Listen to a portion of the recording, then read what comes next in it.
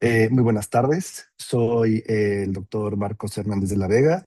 Soy profesor de la Universidad de las Américas de Ciudad de México, de la maestría en psicología clínica con especialidad en psicoterapia psicodinámica. Y el día de hoy me invitaron para poder dar una presentación en línea sobre la psicoterapia psicodinámica posmoderna. Y entonces decidí llamarla psicoterapia psicodinámica posmoderna, mitos y realidades. Básicamente, el contenido de la ponencia se va a concentrar en 5 puntos. El primero es poderles hablar sobre las diferencias entre psicoanálisis clásico y psicoterapia psicodinámica posmoderna. A veces cuando se meten a la página de la UDLA buscando información, revisan que hay terapia sistémica posmoderna y psicoterapia psicodinámica, pero hay muchas personas que piensan que es psicoanálisis clásico y nada que ver. De hecho, debería ser psicoterapia psicodinámica posmoderna, al igual que psicoterapia sistémica posmoderna. El punto número 2 de la lectura de hoy es poderles hablar brevemente sobre los estudios de efectividad y eficacia de la psicoterapia psicodinámica posmoderna. Contrario a la creencia popular y a muchas cuestiones, se piensa que la terapia psicodinámica no está basada en evidencia, pero sí tiene estudios tanto preexperimentales, cuasi experimentales y experimentales, e incluso metaanálisis, donde comprueban su eficacia y efectividad. El tercer elemento va a ser poderles hablar de una descripción breve de manuales diagnósticos empíricos y operacionales de la psicoterapia psicodinámica. Otra de las creencias que se llega a dar es que los conceptos del psicoanálisis, de lo inconsciente, la representación y todo este tipo de elementos, pues no tienen un grado de validez empírica. Y esto también es una creencia errónea, porque hay muchos estudios que avalan operacionalizaciones en el tratamiento de tratamientos manualizados. El 4 también va a ser una parte breve sobre el desarrollo de las escuelas y el desarrollo del pensamiento psicoanalítico, una breve mirada, porque también muchas veces se piensa que en el programa de maestría en psicoterapia psicodinámica de la UDLA solamente se va a ver Freud y ya, como en otras asociaciones psicoanalíticas, este no es el caso. Voy a hablar un poquito de la evolución del pensamiento psicoanalítico, desde sí el origen principalmente por Sigmund Freud hasta los más actuales, y al final, pues hablar sobre los estereotipos y los estigmas en el psicoanálisis posmoderno. Esas son como los 5 principales objetivos que tengo para el día de hoy. Y si al final me da, tratarles de hablar brevemente sobre lo que se espera específicamente en la formación de la psicoterapia psicodinámica aquí en la Universidad de las Américas. Empezando en la primera parte, hay que hablar sobre una diferencia entre el psicoanálisis clásico o el psicoanálisis ortodoxo y el psicoanálisis o psicoterapia psicodinámica posmoderna. El psicoanálisis empezó con la teoría freudiana clásica. En el psicoanálisis clásico, desde la teoría freudiana, pues se hablan de las pulsiones en el aparato mental, de un contenido exclusivamente sexual. El enfoque freudiano del aparato mental tiene mucho que ver con la energía psíquica, la capacidad de la represión, la capacidad de la censura, y se entiende que los síntomas son formaciones de compromiso, principalmente entre las estructuras. Se establecen 2 principales teorías dentro del psicoanálisis clásico: el sistema topográfico, inconsciente, preconsciente y consciente, y el sistema estructural o las instancias, ¿no? El ello, yo y el superyo, y los elementos de la transferencia y la contratransferencia, ¿no? Que son puestos dentro de la relación analítica. ¿Cuáles son algunas desventajas del psicoanálisis o la teoría freudiana clásica? Pues que es ortodoxo, que es heteronormado, a veces es muy binario y es determinista. Sin embargo, sí me es importante decirles que también hay una creencia de que la parte psicoanalítica es como muy binaria y muy heteronormada y como muy cuadrada en el enfoque. ¿A qué me refiero con la parte heteronormada? Con la parte, por ejemplo, del complejo de Edipo, que siempre tiene que ser triangular y siempre tiene que ser una cuestión heterosexual, y que si no es de esta manera, pues se habla de complejo de Electra, ¿no? Por alguna razón en particular. Y de alguna manera, pues algo se está entendiendo de que en el momento cuando se creó la escuela psicoanalítica y Freud empezó con toda esta teoría, generó un parteaguas, porque la cultura freudiana en la época victoriana era terriblemente conservadora. Entonces Freud en su momento generó una teoría y una forma para poder pensar los sufrimientos mentales que estaban muy abogados, muy en el auge de las histerias conversivas, y también habló de la sexualidad infantil. Solo es después de su muerte que los psicoanalistas posteriores, e incluso me atrevería a decir al día de hoy, son los que mantienen esta rigidez cuadrada del psicoanálisis. Pero realmente el psicoanálisis y la creación de la corriente fue en su momento un parteaguas para la corriente tan conservadora que ocurría, ¿no?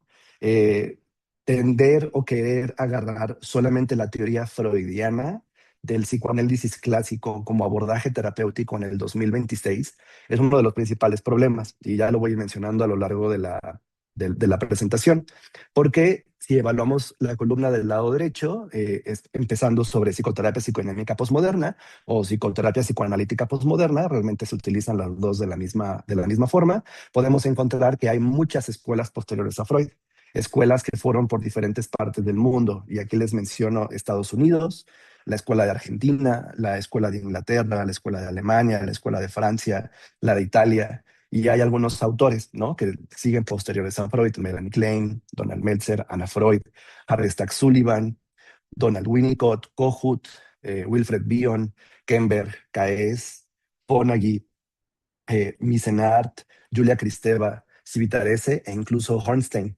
Entonces, Hornstein es uno de los psicoanalistas actuales que sigue publicando libros, cuyo último libro me parece que fue el año pasado, sobre el pensamiento clínico al dogma, y él como psicoanalista justamente critica esta forma de pensar al psicoanálisis como algo muy cuadrado o como algo muy binario.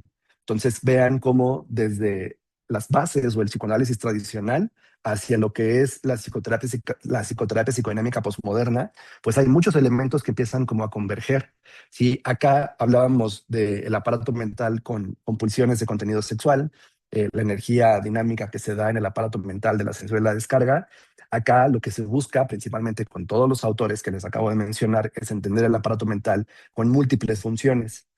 Surgen teorías del narcisismo en la época freudiana, y el mismo Freud en algunos artículos y escritos que hacía sobre narcisismo primario y secundario, pues pensaba que el tratamiento con narcisistas pues no era posible, ¿no? Y tampoco se visibilizaba mucho lo que era lo que es ahora el trastorno límite de personalidad o los trastornos de personalidad. Sin embargo, a lo largo del desarrollo de las escuelas se fueron desarrollando teorías del pensamiento, teorías del narcisismo. No nada más hay un narcisismo, es un síndrome que puede tener muchísimas representaciones, y también los autores empezaron a hablar, psicodinámicos postmodernos, a hablar sobre la importancia de la cultura. A veces me llama mucho la atención cuando piensan que, como les digo, que soy psicoterapeuta psicodinámico, piensan que no considero la cultura como una parte muy importante en la constitución del aparato mental. Y de alguna manera, pues también la cultura, el sistema familiar, el sistema escolar, tiene una parte muy influyente en la estructura psíquica. Eh, Mientras acá se hablaba solamente del sistema topográfico, inconsciente, preconsciente, consciente, y el ello-yo y el super-yo, actualmente hay nuevos autores que hablan de la función alfa, la función beta y el reverie, que es la posición y la teoría de Bion sobre el pensar, las posiciones esquizoparanoides y depresivas que se activan en diferentes momentos a lo largo de la historia del sujeto. Lo inconsciente, no nada más como lo inconsciente que ya se va, como decían en las frases que uno escucha mucho en las licenciaturas y en la jerga como más común: infancia es destino. También llegan a pensar que el psicoanálisis es infancia es destino y que somos muy deterministas. Y realmente cuando van evaluando los autores posmodernos en psicoanálisis, hay muchas posiciones de lo inconsciente y muchas representaciones mentales que yo tiendo a decirle a mis alumnos que están vivas y que no están predeterminadas ni en destino por lo que ocurrió en los 5 primeros años de la vida del sujeto. También hay una parte muy importante en el juego vincular. La capacidad de vínculo y de las interacciones en la dimensión intersubjetiva es muy importante para el aparato psíquico, y sí, los elementos de contratransferencia y transferencia siguen muy vigentes en relación de toda la dinámica que les estoy mencionando. Si bien las desventajas del psicoanálisis clásico es que puede ser ortodoxo, heteronormado, binario, determinista, el reto también en la psicoterapia psicodinámica postmoderna es poder comprender la complejidad. Es complejo comprender cada autor como una capa que se recubre sobre la otra, y las patologías pues son multidimensionales y multifactoriales. El reto que se tiene actualmente en psicoanálisis postmoderno es poder leer a los autores y entenderlos, para comprender desde dónde viene a veces yo digo, la perspectiva teórica del fenómeno del aparato mental del sujeto y sobre todo poder flexibilizar la teoría para la diversidad de la patología con la que nos topamos en el encuadre terapéutico, ¿no? Entonces, también es muy importante no caer en un dogmatismo con una sola escuela para un mismo enfoque, porque entonces estaríamos repitiendo el mismo enfoque freudiano que ha sido ampliamente criticado. Otra cosa muy importante es que sí, es verdad que Freud tenía algunos conceptos que son muy machistas, muy falocentristas, y que de alguna manera, como les repito, los psicoanalistas de la hora agarran la teoría de entonces para seguir hablando de funciones que a mi consideración son antiéticas y poco profesionales. Uno puede ser la teoría de la castración, que es muy sonada en las etapas psicosexuales, ¿no? Las etapas psicosexuales de Freud, oral, anal, fálica, latencia, y el complejo de castración era lo que para Freud, muy a grosso modo, podía producir sistemas como de la histeria, ¿no? Y entonces se hablaba de que las mujeres solamente eran histéricas y que como no tenían pene, entonces pues el complejo de castración las obligaba a ser histéricas. Obviamente eso es un discurso muy machista, no es actual, no es vigente. Yo estoy en contra por toda la diversidad sexogenética que hay actualmente y por toda la dificultad por la que la mujer atraviesa con diferentes tipos de violencias en el mundo, pero creo que es muy importante hacerles ver que no es que sea una norma para aprender a ser psicoanalista como terapeuta, tener que traer esas teorías que Freud pospuso a la fecha actual, sino el problema radica en el profesional que agarra esas partes teóricas como una forma dogmática, universal, y las implementa en el presente sin ningún tipo de conexión, ¿no? Entonces, obviamente, este tipo de elementos son los que han favorecido en que se dé esta idea o esta creencia de que el psicoanálisis postmoderno en la actualidad mantiene vigente esas cuestiones. No es a lo que se enseña en la Universidad de las Américas, es a lo que se lee para criticar y también pues dar espacio a todo el movimiento posterior del movimiento psicoanalítico, ¿no? Pero uno de los retos que yo les digo a los alumnos que van a tener, no nada más durante la formación, sino a lo largo de toda la historia como terapeutas y que yo también sigo teniendo como un reto personal, es poder comprender la complejidad de cada autor, seguir actualizándose con pensamiento crítico y poder entender que los encuentros terapéuticos pues son multidimensionales y que no podemos llegar a tener una idea preconcebida. Ok, aunque tengo mi presentación, me puedo empezar a ir y a veces tiendo a hacer eso, entonces una disculpa porque puedo como perder un poco del hilo conductor, pero eso es básicamente un poco la diferencia entre el psicoanálisis clásico y toda la cantidad de autores posmodernos que se revisan mayoritariamente a lo largo de la maestría para poder comprender y conceptualizar casos de tratamiento. De acuerdo a los estudios de efectividad y eficacia en psicoterapia psicodinámica, que es el punto número 2, es que uno de los elementos que se le critica al psicoanálisis postmoderno es de que no tenemos estudios basados en evidencia. Y la verdad es que hay muchísimos estudios basados en evidencia. Yo nada más les estoy poniendo aquí abajo 6 artículos del 2025 y del 2024 que son más recientes, pero hay muchos artículos empíricos basados en evidencia desde el movimiento cuando se creó la investigación en psicoterapia por ahí de los 50, 60 hasta el día de hoy, que avala a la psicoterapia psicodinámica postmoderna como una terapia efectiva basada en evidencia para poder trabajar trastornos. Y entonces estos 6 artículos se los integro en sus discusiones en estos 6 puntos. Al final de la presentación voy a dar un momentito para mostrarles la captura de las referencias por si quieren meterse a buscar los artículos porque valen mucho la pena, ¿no? El punto número 1, y esto sí los voy a leer porque son como los resultados de las conclusiones de los artículos. Contrario a la creencia popular, la psicoterapia psicodinámica posmoderna tiene estudios basados en evidencia que comprueban su efectividad y eficacia. La psicoterapia psicodinámica se ha sometido a ensayos naturales, a estudios preexperimentales y estudios de ensayos clínicos controlados y han demostrado mejoría post-tratamiento. 2. Estudios con ganancias sostenidas a largo plazo para depresión, para ansiedad, incluso trastornos de personalidad, tienen un gran nivel de significancia post-tratamiento en casos complejos. Una de las cosas que ha salido en la investigación empírica en la psicoterapia psicodinámica es que no nada más hay mejoría post-tratamiento, sino que en cuadros clínicos muy graves, hablemos por trauma complejo, trauma por detención en el desarrollo, por una cuestión en donde el sujeto tuvo una intersección de problemas, violencia familiar, problemas económicos, antecedentes de abuso sexual, falla de acceso a la educación, ingreso a pandillas o a cuestiones que favorecen la violencia. Los estudios empíricos basados en evidencia han demostrado que el trabajo psicodinámico con este tipo de consultantes tan difíciles logran tratamiento sostenido y tienen una gran significancia para los casos complejos. 3, se ha observado que la psicoterapia psicodinámica tiene una ganancia sostenida incluso a 6 años de tratamiento. En muchos estudios en investigación en psicoterapia hacen algo que se llama follow-ups, que es poder no nada más evaluar pretest, terapia post-test, sino el objetivo de la investigación es evaluar qué tan efectivo fue el tratamiento a lo largo de los años posteriores cuando la terapia terminó. Y esto lo hacen todas las modalidades de terapia, la cognitivo-conductual, la dialéctica conductual, la psicodinámica, la sistémica.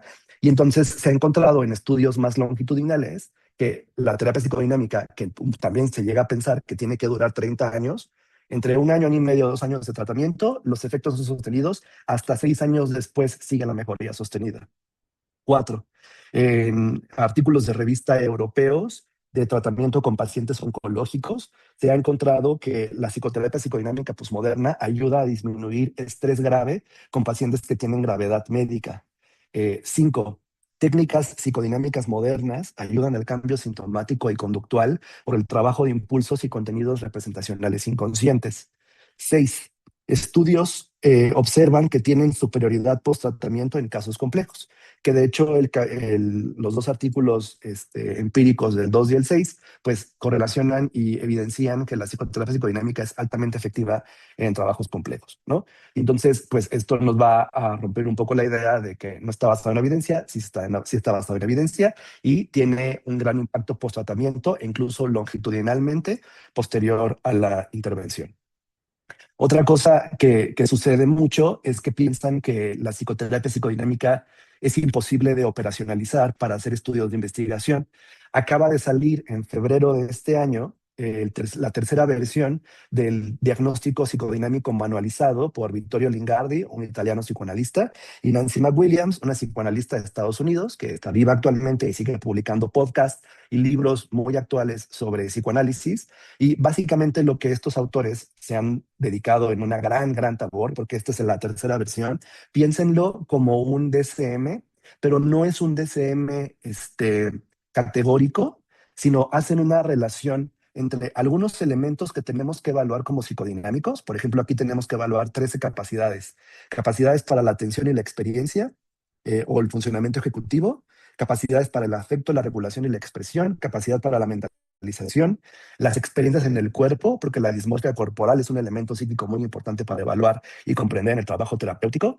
Y entonces van haciendo una serie de operacionalizaciones para que yo pueda estar viendo que estoy evaluando de manera basada en evidencia, ¿no?, los conceptos que en la literatura psicoanalítica posmoderna se llegan a revisar. Y entonces se hace una cruza entre los diagnósticos clásicos del DCM y el CIE-11 con la teoría psicodinámica.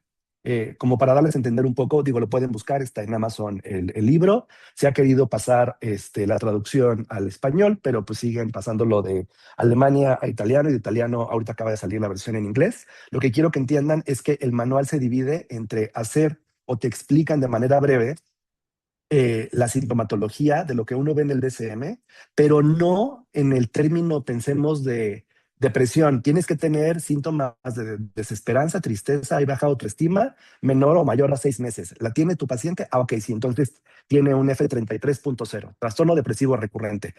Estos diagnósticos no son lo mismo al DCM, sino es en la terapia un paciente con trastorno depresivo mayor, cómo se relaciona y cómo habla en el proceso terapéutico.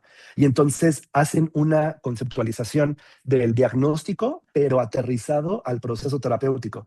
Y luego lo que hacen es poder relacionarlo con la teoría.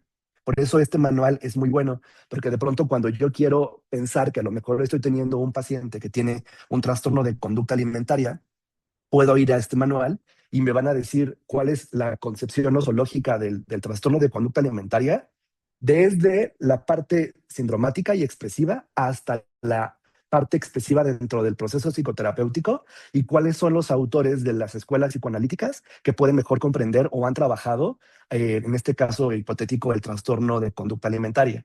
Entonces, esta operacionalización del diagnóstico nos ayuda mucho a relacionar lo que a veces se le critica mucho al DSM o a los sistemas estandarizados diagnósticos, que sí pueden ser muy buenos para etiquetar un trastorno, pero como terapeutas, si yo veo el DSM-5, puedo preguntarle al consultante algunos criterios, puedo pensar que entonces, de acuerdo al DSM-5, mi paciente tiene un trastorno depresivo mayor porque tiene A, B y C, estos síntomas en este tiempo, y luego qué, cómo tratarlo y cómo evaluarlo y qué es lo que se hace, que es una de las críticas que se le ha dado mucho al DSM, que el chisme dicen que más adelante la nueva versión del DSM ya va a tener un enfoque mucho más clínico, esperemos, pero la verdad es que con este manual ayuda mucho a poder leer el problema y a poder ver los autores psicodinámicos que pueden ayudarnos a comprender la sintomatología del proceso. Entonces, espero haberme dado a entender con esto. Es el diagnóstico psicodinámico manualizado, la tercera edición, y la pueden conseguir en Amazon. Pero también hay otros manuales diagnósticos y operacionales psicodinámicos. Principalmente son dos por la publicación de Herder. Estos sí están al español porque empezaron en Argentina y luego se tradujeron para México. Incluso los pueden encontrar en el Manual Moderno, que está aquí en la Ciudad de México, en La Condesa, o los pueden pedir por compra online. Son diagnósticos psicodinámicos operacionalizados, o OPD.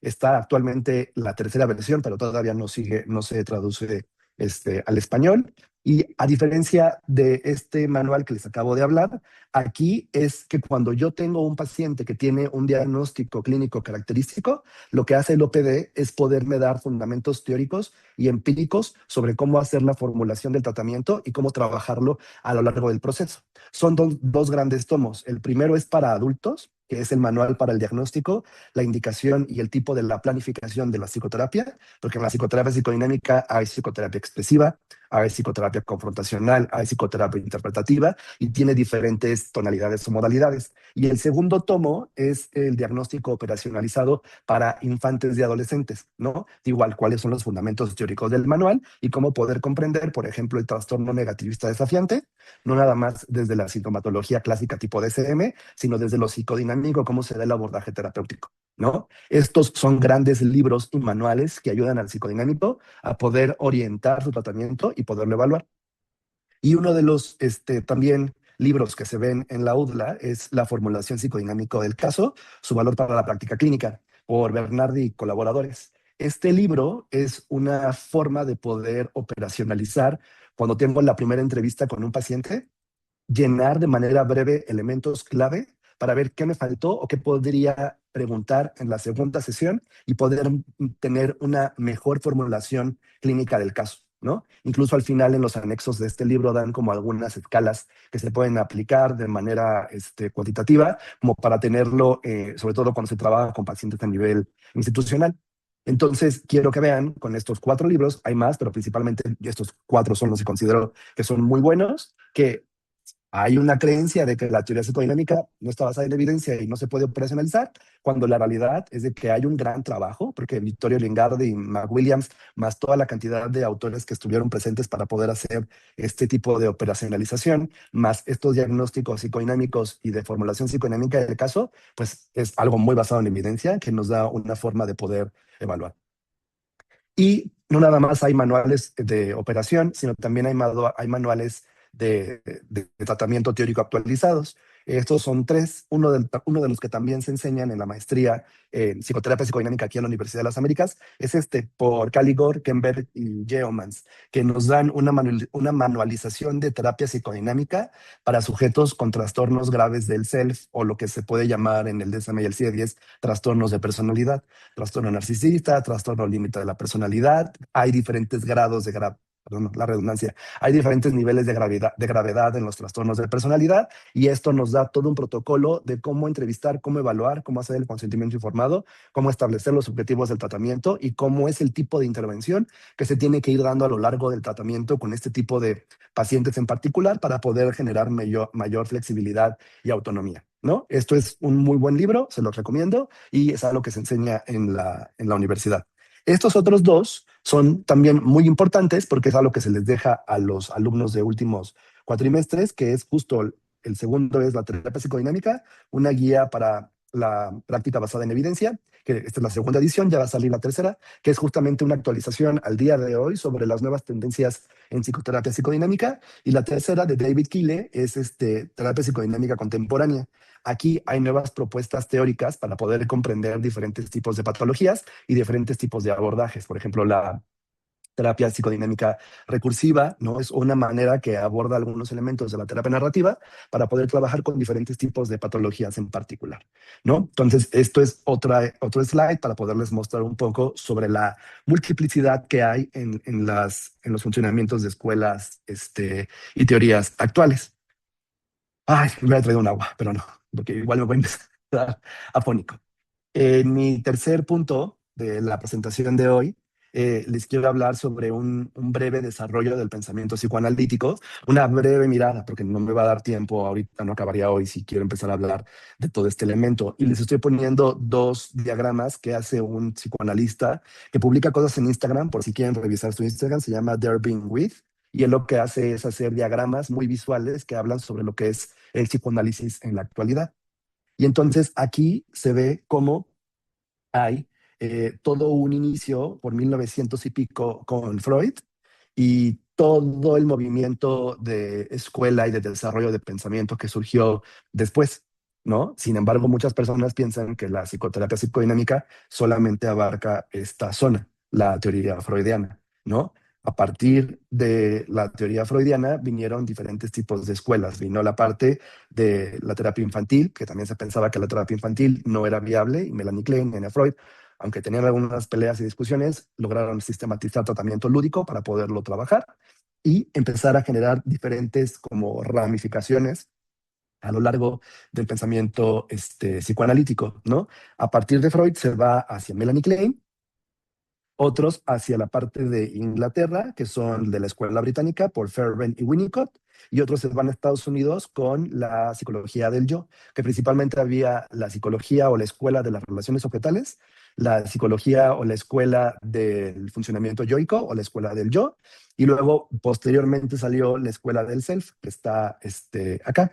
No voy a hablar de todos los autores, pero sí quiero que vean con este primer mapa, pues todo el pensamiento y evolución que se fue dando, ¿no? Que actualmente de 1980 para el 2000 se hablan del psicoanálisis relacional, de la dimensión intersubjetiva, de los procesos neurobiológicos e interpersonales que suceden en la cuestión afectiva del sujeto, de la importancia de la teoría de Bowlby sobre el sistema de apego para poder hablar de la escuela del self, que la escuela del self sacó mucha comprensión para poder entender la sintomatología de un trastorno narcisista de la personalidad y fueron generando diferentes caminos de elementos, ¿no?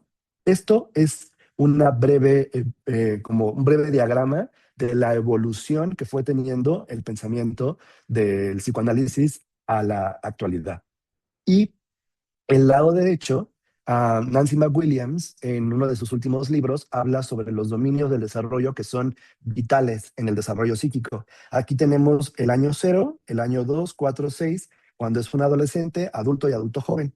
Y entonces, en una parte psicoanalítica de la actualidad, no tenemos que pensarlo todo en términos de pulsión, en términos de Edipo, en términos de ello, yo y super yo, sino también entender que tenemos que evaluar las tres dimensiones del sujeto que son muy importantes: la capacidad afectiva y la regulación afectiva, la capacidad de intimar y de relacionarse interpersonalmente, y la autoestima y la identidad, que la identidad es todo un gran constructo en las personas.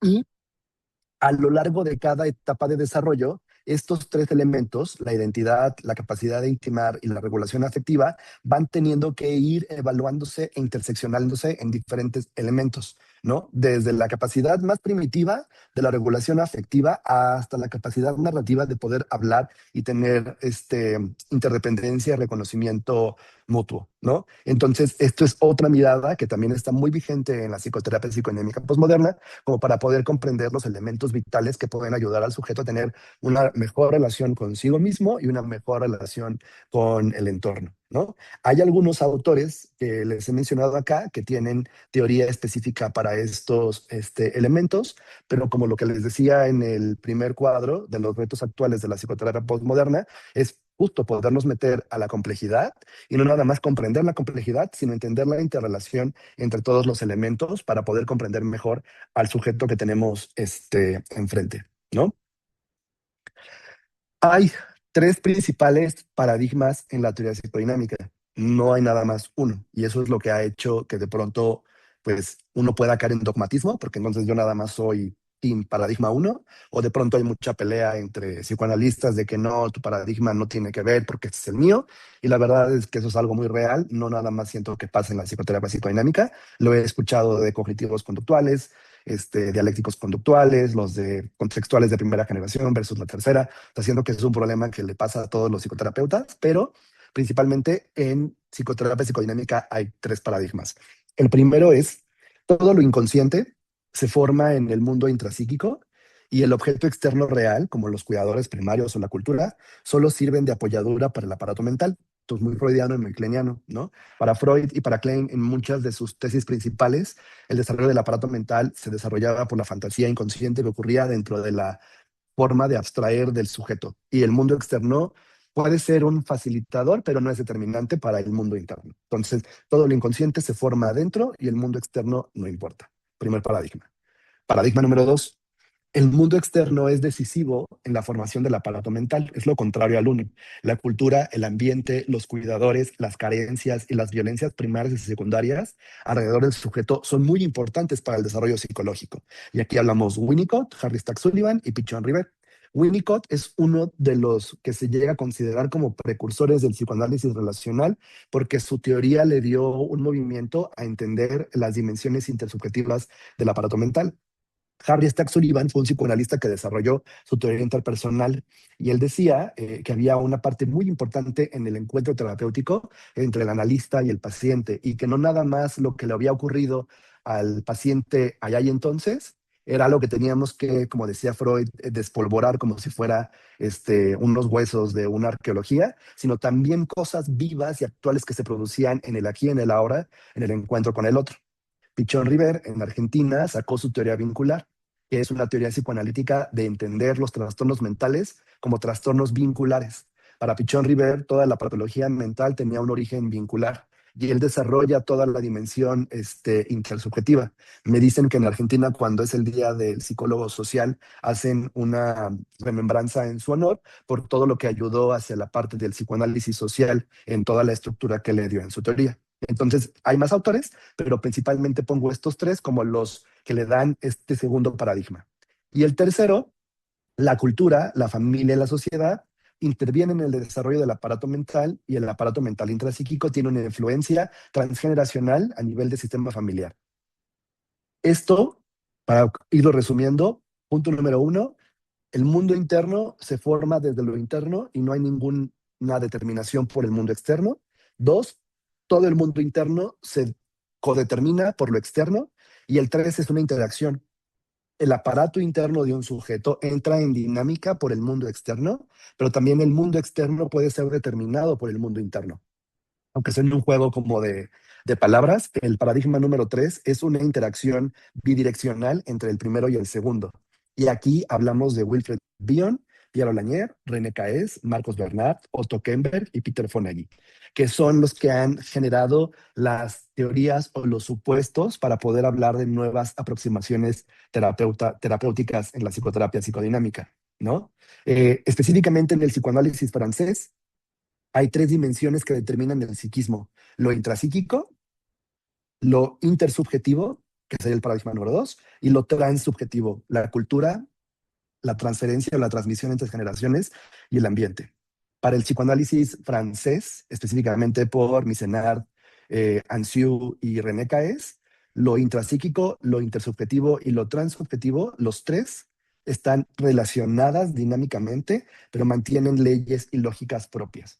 Entonces, obviamente, estos son tres paradigmas en la teoría psicodinámica y depende el paradigma de la complejidad del consultante que tenemos.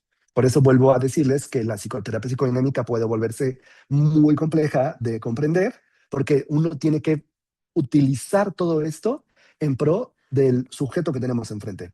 Y no nada más meter una teoría que ya me sé, ¿no? Y meterla a todos los consultantes que voy a ver en mi vida, ¿no? Porque en algunas patologías funciona más la interrelación entre la 1 y la 2, en otros hay patologías donde hay representaciones mentales internas muy de que generan mucho sufrimiento y mucho dolor, y también hay muchos sujetos que acuden a terapia porque tienen un nivel de violencia externa brutal. Actualmente muchas patologías en la psicoterapia llegan por abuso sexual, por violaciones, por secuestros, víctimas de trata, feminicidios, transfeminicidios, las guerras, lo que está ocurriendo en el mundo. Todo este tipo de desajustes incrementan y aceleran muy rápido la aparición de trastornos complejos y de trastornos de personalidad, pero dependiendo del sujeto que tenemos enfrente es cuando tendríamos que ir relacionando un concepto para poderlo trabajar.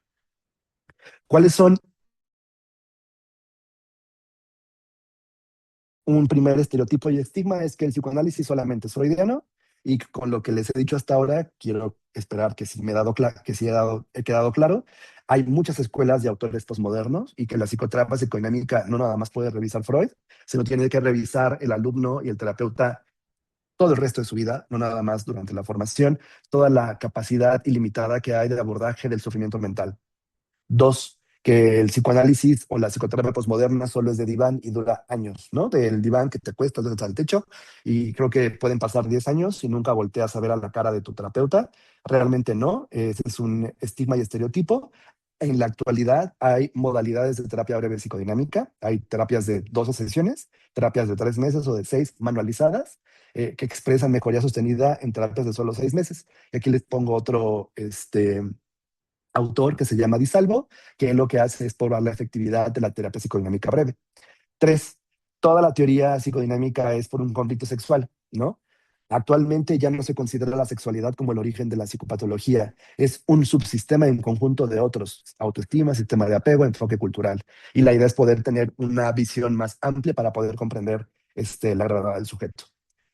Todo es por el complejo de Edipo, ¿no? Que eso es otra cosa muy importante. Como el complejo de Edipo fue una teoría psicoanalítica universal que ha tenido un gran impacto en los fundamentos del psicoanálisis, se llega a pensar que todo psicoanalista pues, es un fiel adscriptor del complejo de Edipo. En la actualidad se piensa y se ve que el complejo de Edipo es muy reduccionista y no puede aplicarse a una universalidad como teoría del desarrollo o como teoría de la patología, y sobre todo no aplica en nuevos grupos familiares, ¿no? Porque en el complejo de Edipo está el padre, la madre y el bebé. Entonces el bebé quiere tener una vida amorosa con la mamá, pero entonces llega el papá y le dice no, y entonces instala la censura a los 5 años y se da el super yo, ¿no? Y ese es como muy a grosso modo, porque incluso hay gente que no es psicoanalista, que esa es la idea tan general que tiene del Edipo, y piensan entonces que eso va a ser determinante para el funcionamiento mental. Qué peligroso es pensar que el desarrollo mental del sujeto solamente se va a desarrollar con un papá y una mamá, ¿no? En una relación de pareja binaria, cuando hay madres solteras que tienen un hijo.